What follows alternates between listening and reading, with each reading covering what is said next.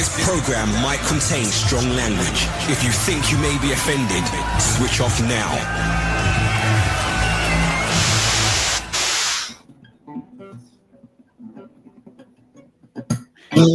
Hello, everybody. Ash, what are you going to serenade us with today? I don't think I have those permissions granted to me yet. How are you? I'm great. Welcome, everybody, to the Inside Mojo podcast, where each week we take a look at another key moment in WatchMojo's 20-year history on YouTube.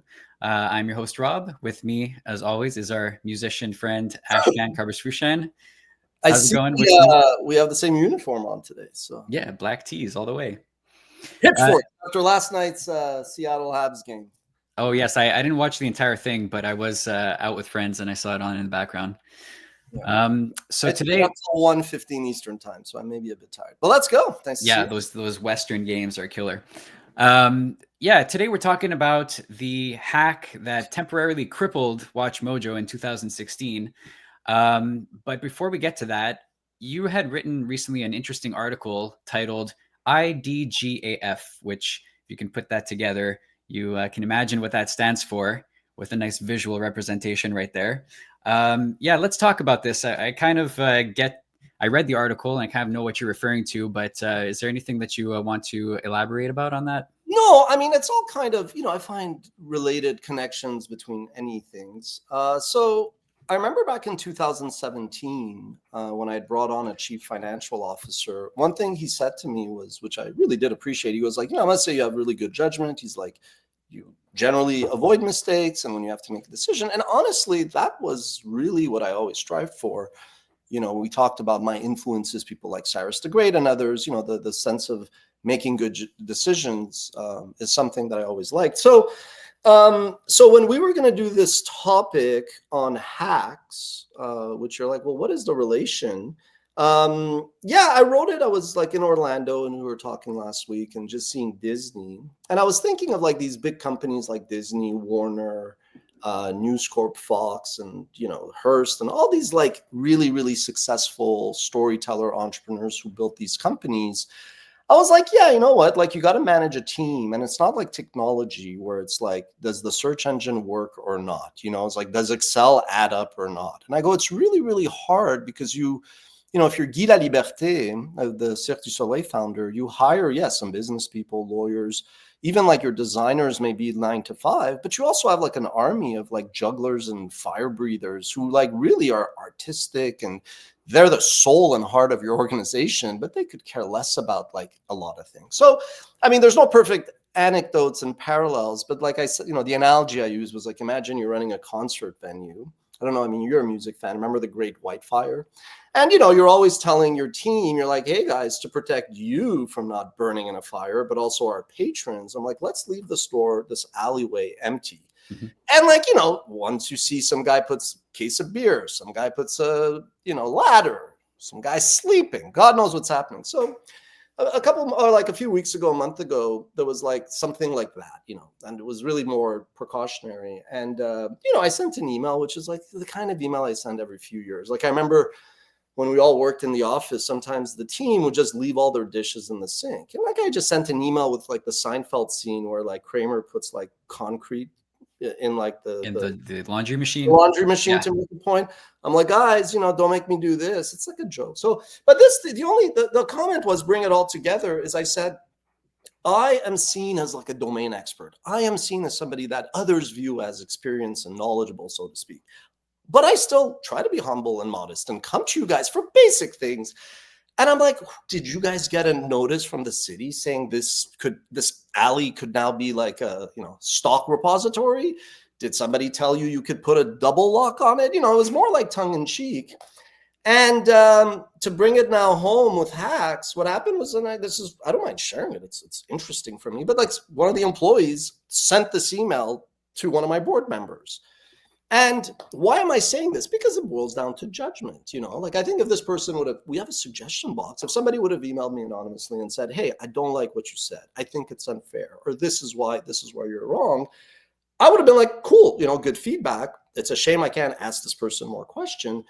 But I was like, on vacation, And I just come back from a board meeting where we had a great board meeting. The company's doing phenomenal. The industry's everything going in our direction. And my board was like tiptoeing. They don't want to crazy Ash to show up, which I would not. But they were like, yeah, somebody said, hey, Tyler, somebody was like, hey, an employee sent this. What's it about?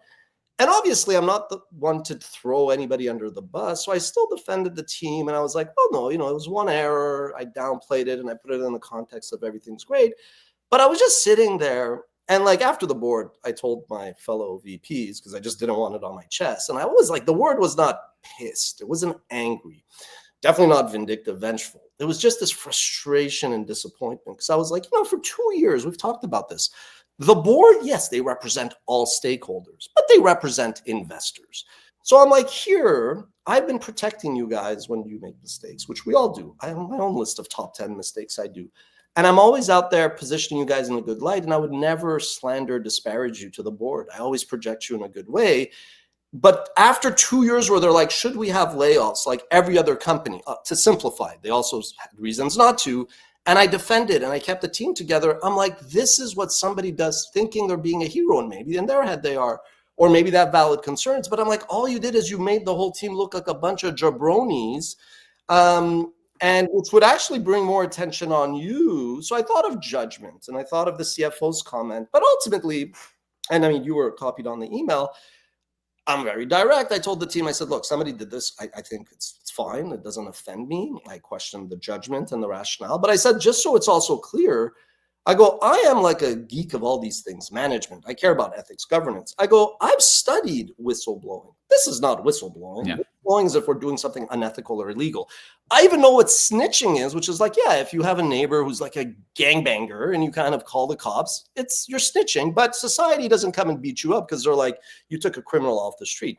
I'm like, here, just so I understand, you guys made a mistake. I said, I come to you asking for feedback. You guys don't give me that courtesy, even though I'm technically the boss. And I'm also CXO, right? Like I'm in charge of legal. I'm in charge of finance. I'm responsible for all these things. Like I'm the crazy one that wants to do every idea, but then the devil and the angels. Like, so it was disappointing, but I did think of like things that come out, whether it's to your board or to employees. And my main, and I'll end here on this, I'm agnostic, atheist maybe even, but I do believe in that concept of judgment day. I do believe that the truth always comes out. So I run the business almost like we're a publicly traded company, like to the extent it's normal, where I'm like transparent, I'm accountable to all. To viewers, I used to say when I was Mr. X, I was like, I'm your ombudsman. If we do something wrong, tell me. But so in today's show, we're going to talk about hacks a little bit. And we actually did a list. I mean, we'll talk about the WatchMojo, but it was fascinating when I was researching this, when you brought it up last week. I was like, oh, we did a video, and I kind of started to look at it. So I was like, let's actually do this show, talk a little bit about some of those entries, and then happy to dive in with the WatchMojo hack. Yeah, for sure. Before we go further, I think we have a poll that's going up on our YouTube channel. So just wanted to mention that for the audience that's watching. You can go in and weigh in with your thoughts there. We want to know, what do you think is the biggest reason that companies get hacked? Do they not invest enough in cybersecurity? Is it that hackers are always one step ahead? Are employees making mistakes, or is it often an inside job? So let us know what you think. I'd love your thoughts on that before later on you read the answer. And then I have but I don't want to bias anybody. And who is I? I'm just a guy here in front of a camera. You are Mr. CXO, which is what I wanted to ask you about right now. Everybody knows what a CEO is, but how do you define CXO? CXO is actually not Chief Experience Officer, which I think in corporate lingo, that's sometimes they use it. You can imagine if you work at a bank or if you work at Disney theme parks, there might be a CXO to discuss like everybody's experience. CXO is something that I actually have been using for almost a decade. We had a CFO at one point, and then when the gentleman wanted to leave to try new things, we didn't really need to replace them, given that my background is finance and we have a great team in admin. Same thing with marketing. We did have like a CMO at some point. We have a VP who handles marketing, but ultimately a CXO is. I thought of like Craig Newmark, the founder of Craigslist, the disruptor in online classifieds. He used to describe himself as just like a customer service rep for all issues pertaining to Craigslist. And in many ways, I feel like that's what I do. And I love my job. Every day I have these like set things to do. And then I have all this, somebody called it somebody else. They were like shoveling shit, which is very crude, but I understood why she would say that.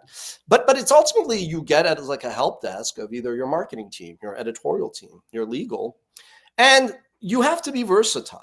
And the analogy I use is Tom Brady has to be an assassin on every play. He's a sociopath. I remember one time a Detroit Lion cornerback or safety was like, no, you're not throwing here. The motherfucker threw 4 passes against that guy, connected on all 4, 2, maybe even more were touchdowns. I don't know if that guy was cut afterwards or not, right? So the point is, in business, it's different. Like here, I view it as this is kind of you're running the show. Yvonne, the producer, he's the boss. If I step out of line, he could tell me off. Even when I played soccer and I was the striker, I would always listen to all feedback. So the CXO is something that I just feel is going to rise. More and more people are going to use it. There was a fellow CEO actually who founded Lightspeed, a much bigger company out of Montreal, and Dax De Silva. And when he just said, oh, you got to wear many hats, I was like, yeah, it's just you're the CXO now. You're not just the CEO. And he was like, I love it. So I wrote the article. And that's also the spirit, right? When it comes to judgment and hacks, sometimes I'm like, hey, as like the editor-in-chief, I'd love to cover this topic. But from a legal sense, we're probably shooting ourselves in the foot. Mm-hmm. So before we get into the specifics on WatchMojo's hack, we do have a top 10 list that we produced on the biggest hacks of the 21st century, which would be a good thing to look at. So if we can pull up that the list. Passwords for documents in the same file folders as those documents themselves. It's really just a face-palming security mess. Welcome to WatchMojo, and today we'll be counting down our picks for the top 10 biggest hacks of the century so far. This is bad. Worst DDoS attack I've ever seen. And if that person is out of this country, will you have jurisdiction So over I don't that think we person? need to watch the about whole his thing, depression. but maybe we could just go through Talked some of the about, entries. having a Yeah, I flame think on we also air, have and the he said it's just very, very the sorry. article up In here this that we can list, kind of we're scroll looking at through, but computer hacks a lot of and these data are very breaches well of the known. 21st century that are the most famous. All right. There you go. So yeah, number 10 on the list, the DNC email leak from 2016, the 2016 election. Well, this is probably, we could call it the Hillary Clinton final nail in the coffin. Yeah, at this point. Yeah, no, that's I mean, this is an interesting one. I mean, we should spend maybe just a few seconds on each, not too long. But this one to me is interesting because this one you clearly could tell somebody had an agenda. But whether or not it was the objective was what was accomplished, I don't know. This is an interesting point that oftentimes there could be like a stated goal, but when you release everything into the wild, then somebody could be like, well, wait a minute, there's this email where like Hillary did this or the FBI director does that, and it's a can of worms. The genie's out of the bottle. But yeah, this one was, I think, pertinent in my humble opinion, just because this is what killed Hillary's campaign right before the election. Yep. Number 9, the Equifax leak of 2017. Do you trust financial services? Like in terms of your data, like if you bank with, Acme, Financial or whatever, I don't want to slander any banks. Because when I worked at Visa, I just assumed that like, that's when it opened my eyes. I was like, wow, everything I do, everything I buy and geographically where I go is pretty much known. And then I was like, mobile phone. So now I just assume I'm boring. I'm a nobody, but what's the point anymore? Yeah, I kind of assume that there's like a certain risk with anything that you give information to, like it's kind of just something that you accept at this point. Like there's a little bit of risk everywhere. I try not to overthink it too much. That's fair. We've got Celebgate at number 8. That was a crazy one. The Apple leak that a lot of iCloud photos got released of celebrities, including Jennifer Lawrence, Kaylee Cuoco, Kirsten Dunst. That was bad. That was very bad, and I think it kind of was carte blanche for a lot of like sexist and misogynistic like overtones, because if a gal in her private time is doing God knows what she wants to do, more power to her type of thing. But if a guy, first of all, who wants to see those pictures, they're not going to get leaked. So I remember that, and yeah, I mean, that sucks. And, again, be careful what you want to put on. Yeah, exactly.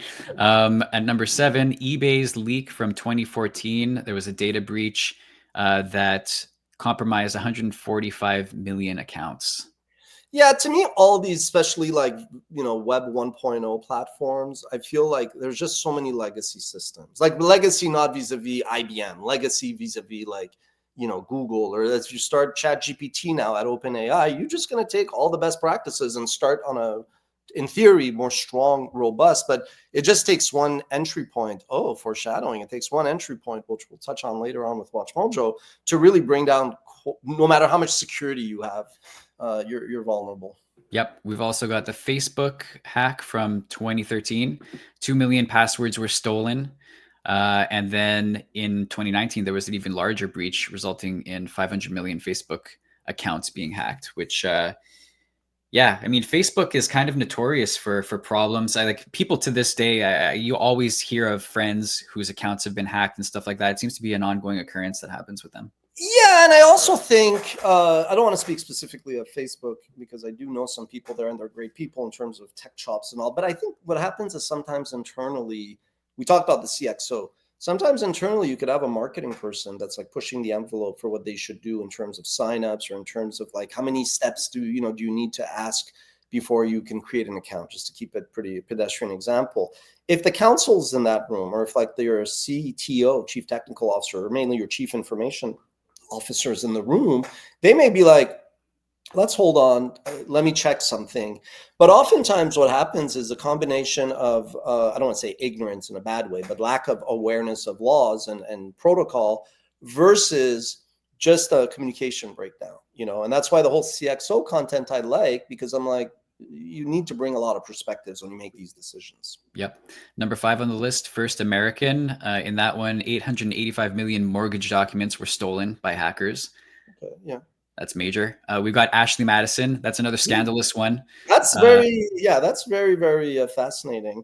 I remember I knew there was this gentleman that used to do marketing for them, and I just met him on LinkedIn. And at the time that this happened, honey, I swear it was research. Yeah, I mean, this one is like life affecting. It's not just like, oh, people know my credit rating. Ooh, the shame. I'm not going to get that second credit card. I mean, this is obviously affects lives, and you have people like, still, I mean, whatever you think, I don't sign up to these services, even online dating. I met my wife before these took off. Actually, it's funny. When I started my career at Ask Men, a lot, because it was like a men's online magazine, we had a lot of my clients in advertising were the online dating platforms. And so I would kind of be like, okay, how many of these are real? Are there any fraud? And like the issues that they had to deal with, very different than today. Obviously, Ashley Madison was to hook up with like married women, basically. So yeah, I mean, it's like I always go, if you sign up to these services, assume it's going to your own risk, basically. Yeah, it's like it's going to get out. So you have to be. Yeah, I'd like to know exactly how many divorces resulted from that leak specifically. That would probably be a staggering number. Really, really, really adventurous follow-up, Yeah. Number 3, there's the Yahoo leak of 2013 and 14, which was enormous. And at number 2, Sony Pictures Entertainment. So Sony's been really bad with leaks. So Sony, this one to me is the one that I thought of, which was basically a crazy storyline. It was the dictator, which allegedly about North Korea, allegedly pissed off Kim Jong-il. Like, this is the story. And then he got his hacking team to go in. And the stuff that they found was really more embarrassing, but there were like, C-level executives who would say extremely disparaging things about minorities. And anyway, so this ended careers. This was really, really a big deal, but it just goes to show that, Sony Pictures pissed off a dictator, and the dictator unleashed a cyber attack on them, which really ended careers. Like, if you think of it, and I've also talked about the concept of a movie. It is. There you go. Better than the dictator. Yeah. I've actually talked about this concept of corpo nations, where like the Googles, Alphabets, Microsofts, Facebooks, they're like massive. They operate across borders. Their soldiers are across all. And so here what happened was a country went after a corporation. It's just surreal. And I didn't believe it at first. I was like, no, this is not North Koreans that are doing this. But that was apparently what happened. There's also a mention here of the huge PlayStation Network hack that also happened in 2014, the same year, where a lot of people's information got stolen. And just as a tangent, in the gaming world, hacks have become commonplace. Like, not just where users' information has been stolen, but companies like Insomniac Games, who do most of the big Marvel games these days, had internal leaks where plans for future games were leaked and stuff like that. So this has become a pretty common thing to see in the gaming world also. Number 1 on the list is the WhatsApp hack of 2019.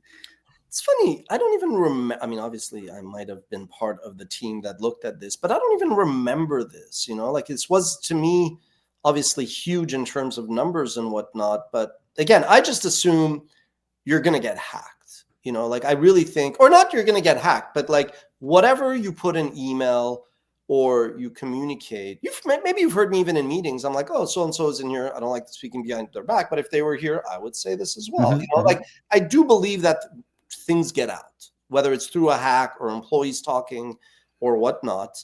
And I will add, not that I care about this that much, but even my board was like, we read your email. There was nothing violating any HR protocol here. Right. You're upset. We appreciate you doing this. So I'm just getting that. But my assumption whenever I write anything is somebody's going to read this that you did not intend to be a reader. And they may lack context, right? Anyway. So yeah, that's that for our top 10 list. The main thing that I'm seeing that's different from WatchMojo's hack is that it's not like users' information was stolen and disseminated across the internet. It was more like our site was essentially taken down, or our YouTube channel was taken down. All the videos were removed essentially, which caused a huge blow to the business. And so maybe you can elaborate on that. What exactly happened? What was the situation? How'd you find out about it? Sure. So yeah, I mean, in a way, I hate to say this. I wish it was just the website, because the website's a tiny piece of the business, although the website is protected. But again, we're not infallible. So no, Hacker Nation, I'm not challenging you. I'm sure you could hack us 5 ways to Sunday. It's no need. We're not here. We come as friends. So what happened was we used to, Google is funny in that they launched Gmail. And obviously for a lot of their platforms, and Google went from like a consumer platform search, Maps, even YouTube, but over time more of an enterprise commercial platform as well. Gmail eventually had Gmail Enterprise. Google Enterprise in the cloud competes with like Adobe or whatever. And so even YouTube, which initially was like a consumer place where you go sign up with like, Rob Funk Master Flex on Assassin's Creed Killer, like you had this weirdo email at Gmail. One of our colleagues at I Got the Skills, and that's a fact. I won't name who. If you knew that before hiring, would you have like gone through with it? Questionable judgment. I said, no. So like, we might have used whatever, Ash K. It wasn't me though, but I don't want to. But let's say like my email was like Ash K Mojo Face there, whatever, at gmail.com. So we all had emails like that. And well, what happens? Well, if Dick, Tom, or Harry is using that for WatchMojo, but they go on a trip or they use Wi-Fi, as much as you could be like, don't do. I mean, you have to be empathetic and like common sense there. There was no way to really build layers of security. Plus, two-step verification was somewhat new. And I used to be like, hey, everybody, if you don't mind, if you got time, sorry to, I was very polite, etiquette-y usually. 99% of the time, that's who I am. 1%, sure, I say you're crazy and people don't like it. But so I never really forced people. I wasn't like, if this isn't set up by Friday, you're fired. I mean, who talks like that, right? So what happened was one of our colleagues they didn't do anything wrong. They just, at one point, their account got compromised. They could have been at a Wi-Fi, again, they could have been at a Wi-Fi to try to do something for work on vacation. So I never blamed anybody for this. It was just a lesson. But so somebody's email that was also a personal and work email to access our YouTube account, like that person had an official @WatchMojo account, but that's not what we used to log in at the time. It was compromised. And it's like, once you get in like a Trojan horse, you could leave crumbles to be able to do further damage. So what ended up happening was this person got in through the there was no real firewall, but not a technical, but a symbolic firewall. Once they were in, they could then basically do whatever they want. Now, again, maybe I'm idealistic, naive person, but they could have deleted. You said something that wasn't really correct, and I'll clarify and correct. They could have deleted every video. And then it's hard to re-upload. They by the way, Google has cache. Like they have cache memory. You can bring it back. It's a pain in the butt, but it's they don't want to go there. But I believe that's basically, there should be an option.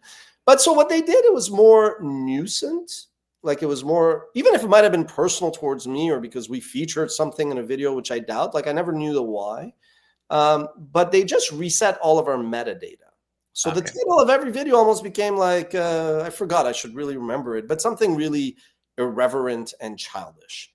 So there was no way already, we had like thousands of video. There was no way we were going to go back and manually change it. So even though this was right before La Saint-Jean, June 24th, I was all excited about the Euro. It was 2016. It was right before I was going to go to Greece for the first time, like literally the day before. We actually had a happy hour scheduled. Obviously, we kept it. And the team was like, why is Ash smiling? And I was like, well, what do you want me to do? Come here and just break shit? You know, so I was like, but it was also by then, I won't lie, I wasn't just this Zen master. It was like, I knew YouTube was going to help fix us the metadata. But what we realized right away was, hey, wait, like we're not getting the same views. Our videos are not getting, as much as we don't care about the algo, we care about the audience, the editorial, we still pay attention. You know, we're not stupid there. It's like I look at the weather. I don't go out in shorts when it's -20. And so, yeah, we realized something was off. And then when we chatted with YouTube, they were like, you effectively changed the metadata. So the signal that you're sending across all your videos is that these are new videos. So whatever SEO, search engine optimization, or, you know, algorithm mojo in terms of related videos and what is suggested to users on YouTube, they're like, you're kind of lost all that, which sucks. But I was like, again, it's weird when I think about it. I was extremely pissed. I blame myself quite a bit, but I was like, okay, like hacks could be fatal. And this was before we did this video, but I was like, hacks could be, you know, could end lives, could end careers, could end relationships, could end your business. You might end up hurting your clients. You might be susceptible to a class action lawsuit. When CrowdStrike cybersecurity systems were mentioned in a lawsuit by Delta, the real culprit, not to throw Microsoft under the bus, but it was a Microsoft issue that led to CrowdStrike, because all these things talk to each other, right? So long story short, very quickly, I was like, this sucks. But I did feel that, like, yeah, absolutely, it did hurt us. You know, it did set us back. But okay, you could sit there, but that's kind of like saying, again, I'm not a car person, but imagine you are, and you have 3 Lamborghinis, 2 Ferraris, and somebody steals, you know, your Porsche. Okay, it sucks. You don't want to lose your Porsche, but like you got 6 Ferraris and 3 Lamborghinis and the Bugattis. I mean, it was like not a good parallel. You know, obviously I would have been concerned, like if stuff happens and you're like, oh, I have to let people go because the business is really hurt. But this wasn't, knock on wood, that. This was just, we fucked up and we were unlucky, but that is life, and you move on and you don't sit there and sulk because people are like, shut up. Like I'm unemployed, you know, or like we wish we had 50% or 80% of the views that you now have relative to before, you know, so you need perspective in life. You know, you've heard stories about hackers who like go ahead and like find weaknesses in like government systems and like get in and then end up getting hired by them to like improve their security afterwards. And it doesn't sound like this was a super malicious attack because, as you mentioned, they didn't take down videos. They just kind of reset the metadata to be like, haha, look what we can do type thing.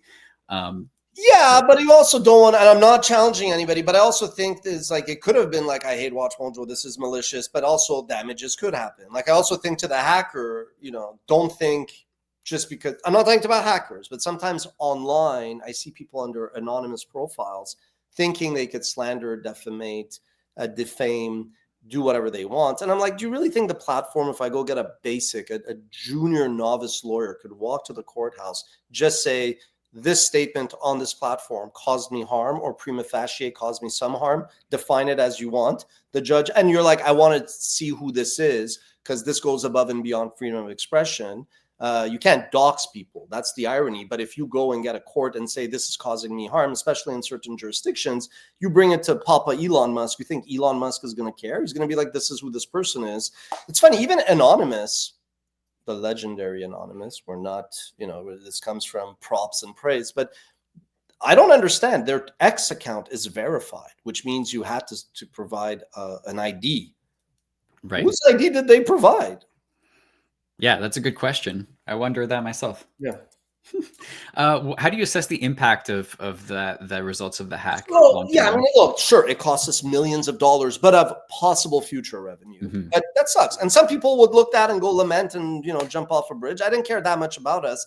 What did hurt me more, like, was we lost a lot of possible views going forward. Like it basically, if you looked at our trajectory and how we were keep growing, I mean, we're talking about 1 billion plus video views the next year that YouTube did not serve up. So I think of the little boy who grows up and wants to learn about Batman, or the gal that wants to know what the best sandwiches and owls are, and what music she should listen to when she discovers Ozzy Osbourne. No, I'm kidding. But that was really, as like a storyteller entrepreneur, like kind of irritated me a bit more.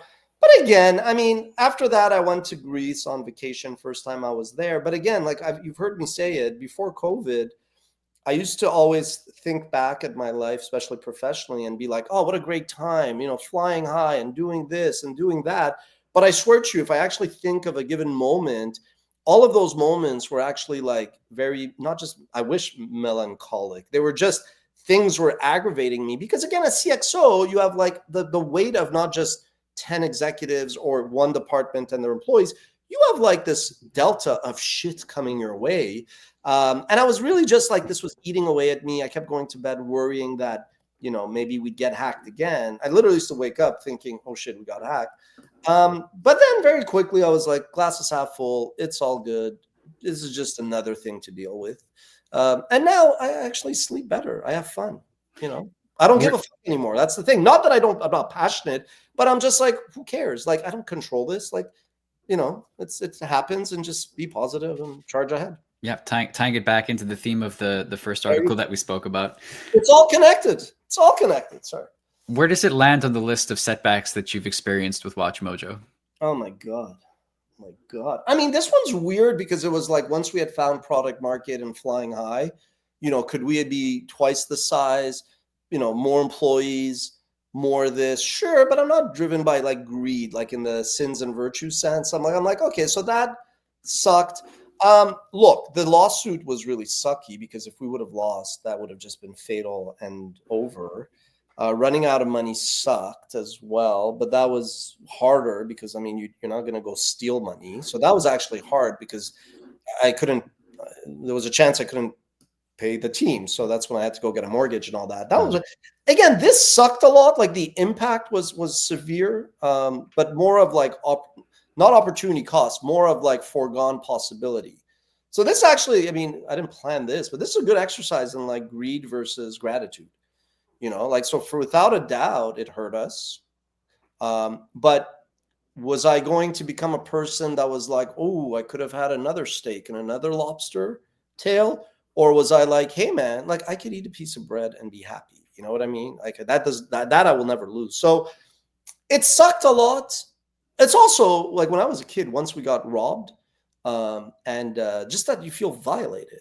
You know what I mean? You do feel like, and again, just imagine other forms of that, especially for women. And so like, to me, this was like still a superficial, but I did feel very much like violated type of thing because it was a security and I didn't know who and why. So the paranoia, but then I was like, well, look, this was also telling the team, I go, we are high profile. Even after the shooting in San Bruno for YouTube, I told them, I said, look, I don't want to use the word, this was a crazy person, but this was somebody who had mental health issues, who as a creator, was just tired of the platform and censorship and algorithm. She decided to take a gun and go to San Bruno. It changed YouTube's outlook of their role and their responsibility. With great power comes responsibility. I use this to tell the team, I know I always say we're unknown and we can't think we're hot shit or anything, and let's not change that. But I was like, we are a media company. That's why even like our sign at our old office, as much as I wanted a huge sign, I was like, okay, it was just to protect the team. I was like, what if one day I'm in my office? I used to work with the team, but eventually as we grew, I had my little office.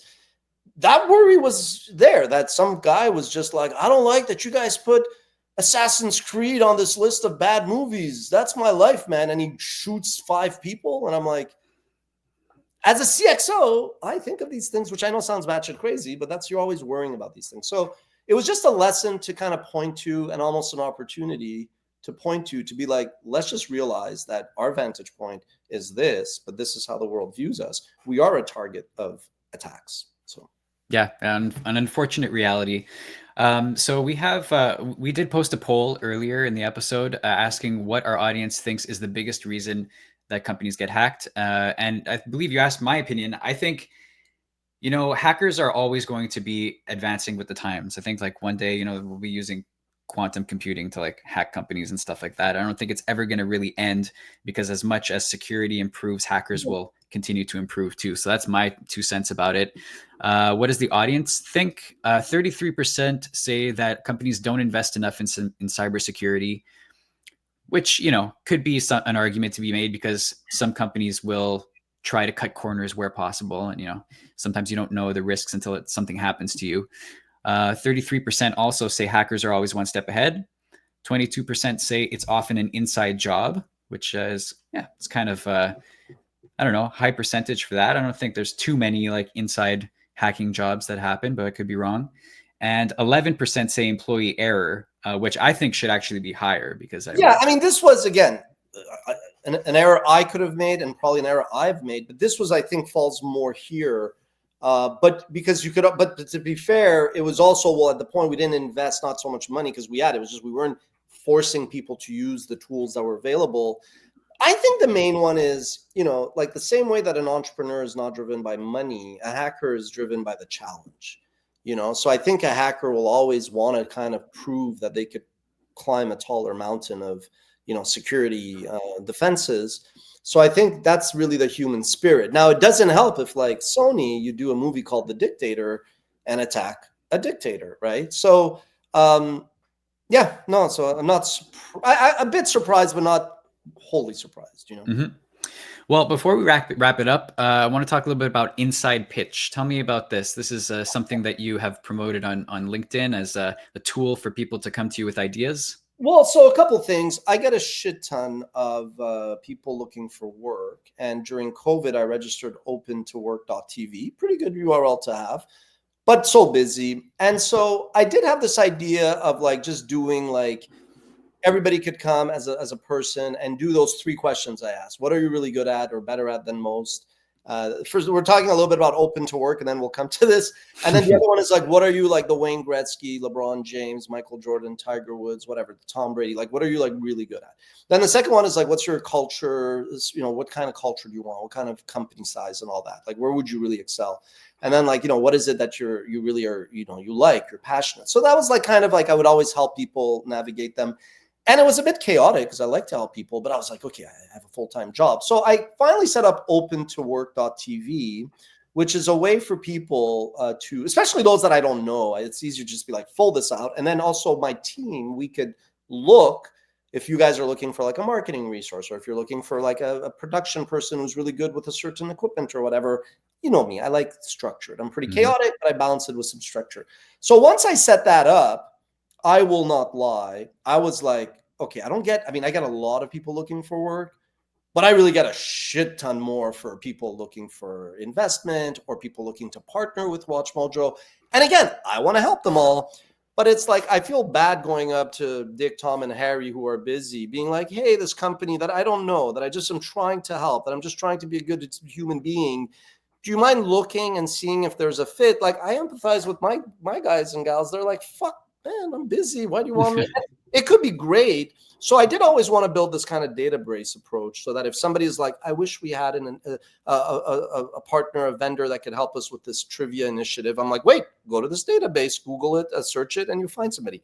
So it was also for WatchMojo, but I get so many people, and truthfully, I love investing, but I have a full-time job. But 2, I did want to just relay a general feedback of why I'm very selective. And when I have this one-on-one with with an entrepreneur, even if I go, it's general human beings, they're like, this guy's talking about me. He's saying he doesn't want to do this because this is what he thinks I am, which is not true.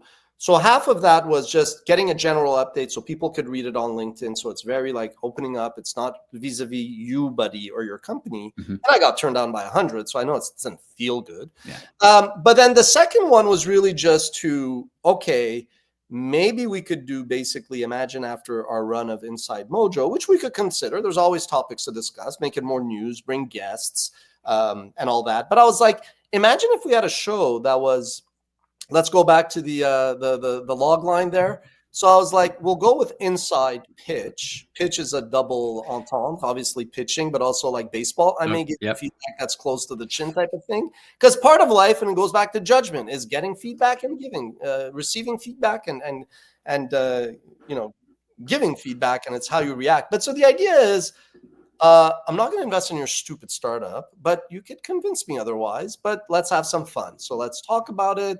So imagine beat Bobby Flay. So my idea, and I'm going to actually share it so that if people want to make it better, my inbox is open. I'm going to have like each podcast show, it could eventually be in a studio, but I don't want to wait for Hollywood. This is easy for me to do. This is a layup.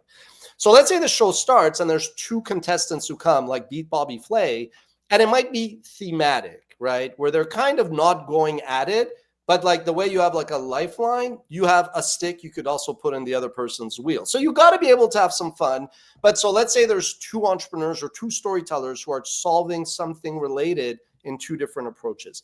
I ask them some questions, and a bit like Shark Tank, I'm also going to, or this is more Apprentice, I won't lie at first. I'm fine if it's like 3 or 4 of us, but it just, because I don't want to wait for people. I'm tired.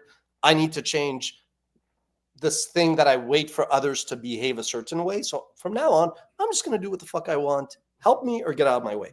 And so the idea is I'm going to have probably a couple of industry friends. So if some guy comes to us and he's like, I want to build a WatchMojo or a Complex or a Hot Ones, I may actually have Rich, founder and former CEO of Complex, in that show where we're going to ask questions and this and that. And then the idea is, yes, win Ben Stein's money. Either I'm open to invest, WatchMojo is open to invest, one of the guests could be open to invest. I mean, I do need to look into a bit of the law, but I don't see any issues. But I also know a shit ton of investors. So this is a fun way. And you have a conversation like Shark Tank, you still get exposure. I've gotten, right now I would say 10-ish submissions. But I mean, as I promote this more, I think some people are like, what the hell is this? But it's meant to be fun. And it's still intended to help and give feedback. But, we're going to have some fun. And we're going to, I need to go from being a masochist to a bit more of a sadist. So there you go. I won't lie. Cool. More power to you. Looking forward to seeing how that shapes up. It seems like it has some potential. So I think that pretty much does it for this week. Next week, we'll be talking about the launch of Miss Mojo and the woke era that ensued. So that'll be a little bit of a engaging episode, to say the least, I think. I'm sure it will be it will not hurt anybody's feelings. Let's put it that way. Definitely not. All right, Ash, thanks for your time as always. Thanks for yours. Thank you for everybody who watched. See you next week. Cheers.